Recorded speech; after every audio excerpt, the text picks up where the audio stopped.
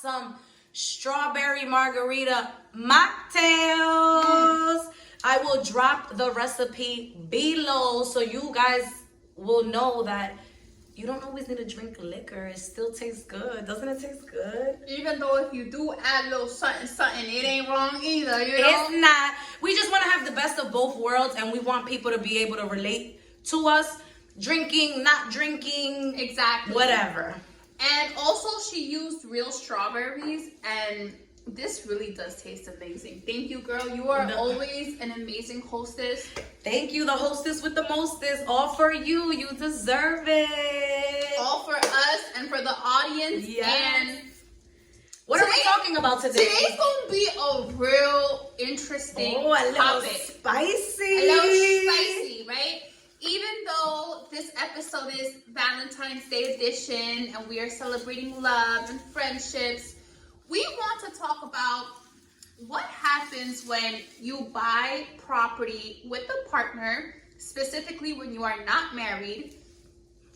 Sakari is going to talk about the checklist to do before you buy the property, and I'm going to talk about what happens if things don't work out. Dun, dun, dun, dun, dun, dun. It actually seems that marriage is becoming a thing of the past.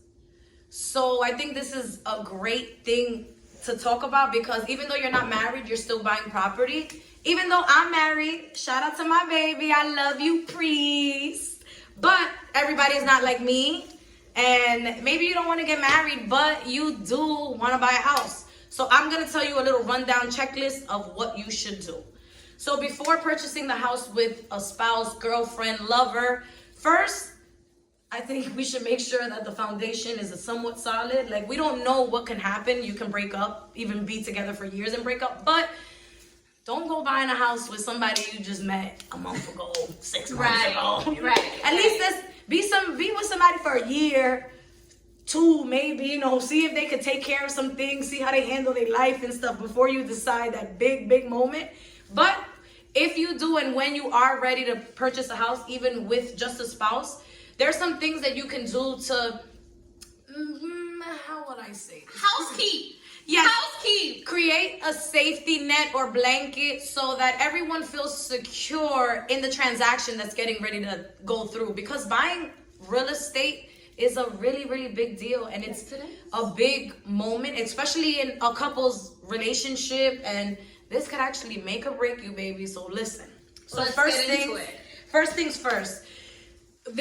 It also depends your state, what the rules are, because sometimes after you've lived with a person already for a certain amount of years, you're technically married by the state, by the law. So you would have to check out your state. What are the regulations and the rules for unmarried people buying a house? But the most important thing is when you're purchasing a house, make sure you iron out the details just like you would in a lease. You have your set of rules, who's gonna be paying for what, whose name is it gonna be in. A lot of things come into play when this happens, because if you and I are together and my credit is not so good but yours is good, maybe we should talk about putting me on the mortgage as well. So maybe it should just be you on the mortgage and not me. But then what does that look like? I think that that's a big sense of responsibility to fall all on one person. So you definitely need something detailed, outlined, even lawyer-proofed, notarized, just to make sure your T's are T'd and your I's are dotted, right? Just because it can get sticky. So you do want to make sure that all those things, the type of ownership, what happens if you guys break up, what happens if somebody dies. There's a lot of what ifs that people don't think about, because we think about so much in the moment, in the right now, what now. But if you take these proper steps to allow yourself to feel comfortable in the transaction that's about to take in your life, then things can go a little bit smoothly if it doesn't work out. And I say if, but it's actually a big what if, because you don't know what's gonna happen. And if you didn't get your ducks in order, if you didn't get your shit together, then Chris Angie's getting ready to explain to you all the bad things that can happen, actually. Well, in my section, I'm not going to talk about so much of the bad things, but more solutions to those bad things. There we go. Everybody always needs solutions We to need problems. solutions. That's how you solve them. Obviously, when you guys are going through a breakup, emotions are high. There's a lot of tension. What's love got to do with it? That's how you feel at the time. Right. You But know, then I'm when this you person. get into it and you realize, like, oh my God, you know, this is not what I thought it was going to be, and you guys want to break up, and you guys realize that you guys are under the same roof, now a lot of questions come up. Now, I'm going to assume that there was no contract or agreement signed. You before. didn't listen to me. Now, ¿qué pasa? ¿Qué pasa cuando no me escuchan? So if there was nothing signed and your names are both on the deed, then by law, you guys presumably own 50-50, right?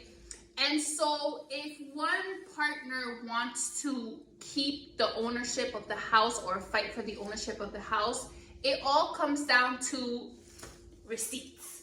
Who owns what? Who contributed more value to the house? How much that down payment came? That came from my account, not yours. So it would include, like Sukari said, how much did you put towards down payment?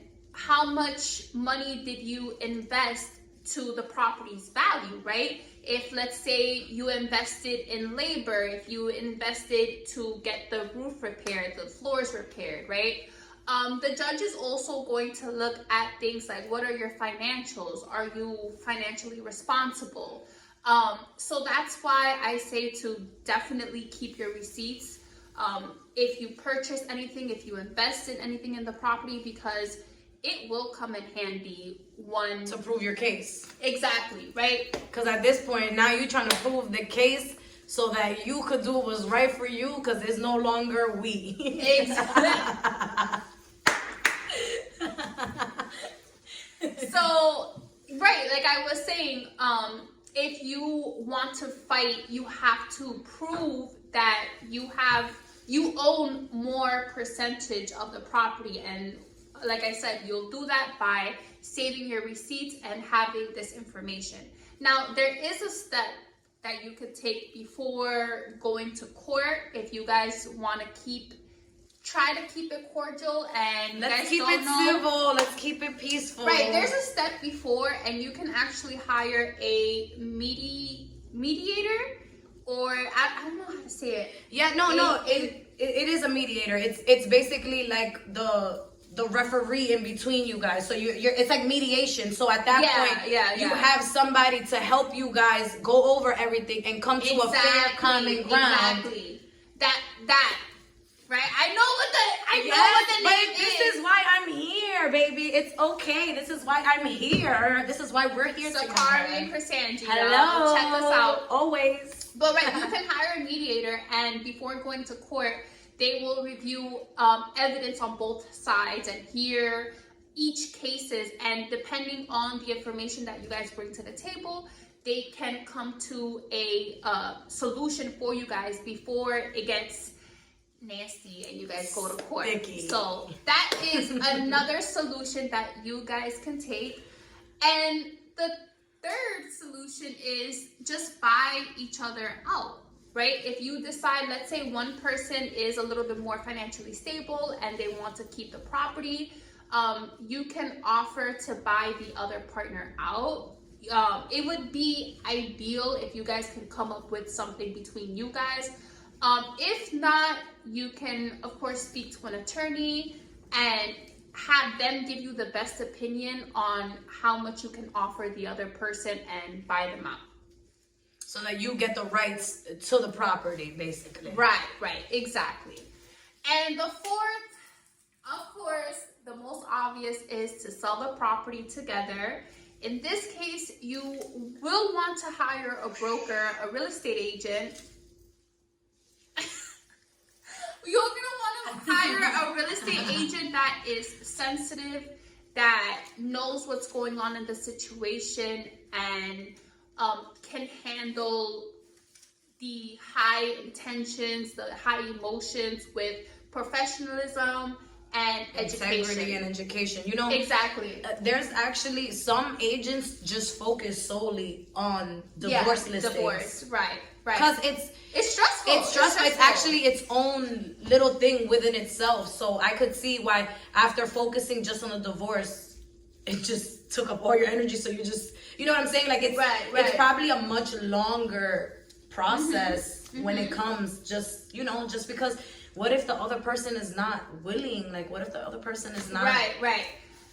And so if you guys choose to sell the property together to a third party, to another buyer, you may want to speak to an attorney or speak between you guys to see how you guys are going to split the equity once the home is sold.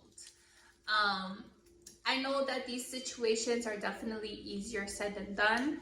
I would definitely recommend to speak with a well-experienced attorney, speak with an experienced broker in your area, and just try to keep yourself balanced and stable, and remember that well-informed, and remember that this is now that love and lust and is out of the way. You want to keep things business, fair, and mutual. Absolutely. And at the end, we would hope that there's still, even if the love is gone, you don't want to be, we would hope that the right thing is done and it's just handled fair. And, you know, unfortunately, when times it's not, that's why you need to handle that attorney, you know, hire that attorney, and we need to just proceed and try your best to just move, you know, cordially. Yes, absolutely. Move forward. That's all that we can do. Am I right? You're right, baby girl. It's not always easy, but again, if you even are thinking about buying, selling, definitely get your information. And I was just gonna say, know your partner, but sometimes you don't know your partner. People change, right? And you don't know your partner till later on and stuff like that. So things happen, but just try your best to always protect yourself, and that's really the best thing that I can always say. Safe than sorry, right? Yep. And always, you know, prepare. What's the saying? Like hope for the best, but prepare for the worst. Exactly. That's that type of situation when you're purchasing a house. Hello. Make sure you guys like, comment, subscribe. Let us know the next topic for March, April. Springtime is getting ready to come up. Your birthday's coming up. We about to be outside. The next set of videos, we gonna be outside. It's gonna be a little bit different, but make sure you guys stay tuned, locked and loaded. Are you subscribed? Make sure to hit that subscribe button. Like, share if you like our comment. If you have any suggestions, we're also on Instagram, _Angie the Realtor, and Sukari is my realtor. Follow us on Instagram for more tips and content, and we love ya. Happy Valentine's Day. Happy Valentine's Day. Stay in love.